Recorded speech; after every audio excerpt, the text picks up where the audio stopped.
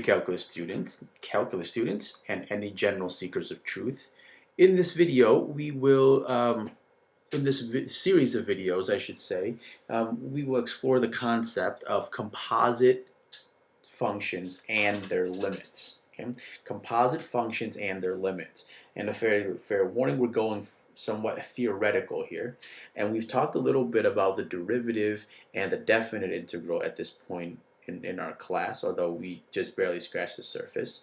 And this may seem like an unusual thing to continue with, but this is really building the foundation for some more difficult, challenging, and rewarding work that we're going to do down the road. So this is really building the theoretical foundation of what comes next. So that's why it sort of ends at like the end of a section on Introduction to Calculus. Okay, so there's my little explanation, and hopefully that puts things somewhat into perspective for you as to why we're doing this lesson now towards the end of a unit. But before we talk about limits of composite functions, let's just review what composite functions are. So for example, if I have, people usually think of, see it most often in this form, f of g of x. Okay, so that means that we have a function g of x, the inside of here, the inside we always start with first, g of x, and we're going to give it some sort of input, right? And then we're going to get some sort of output, because that's what functions do, take input and produce a singular output.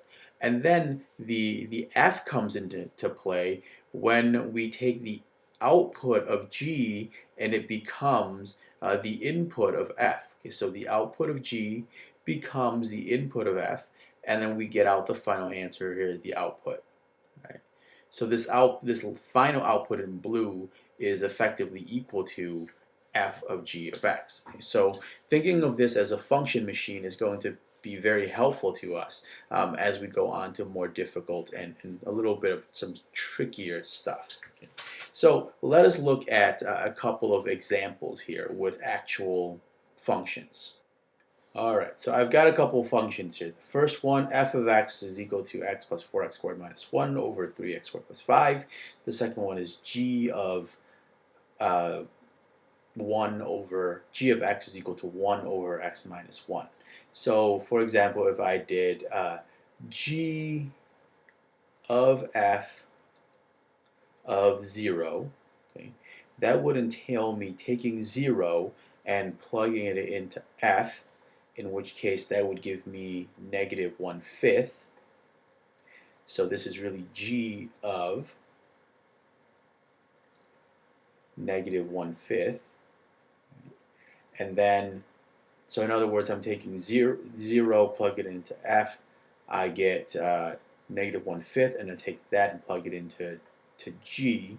So negative 1/5 minus 1 is negative 6/5, so that's going to be, and then 1 over that is going to be negative 5/6. Okay, so there you go. One very, very quick example of how composite functions work.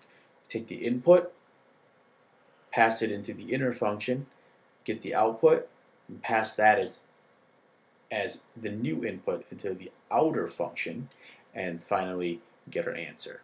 Okay, so a very brief review there of composite functions. In the next video, we are actually going to talk about how to use these and how to work with them as limits. Thank you for watching. Have a wonderful day.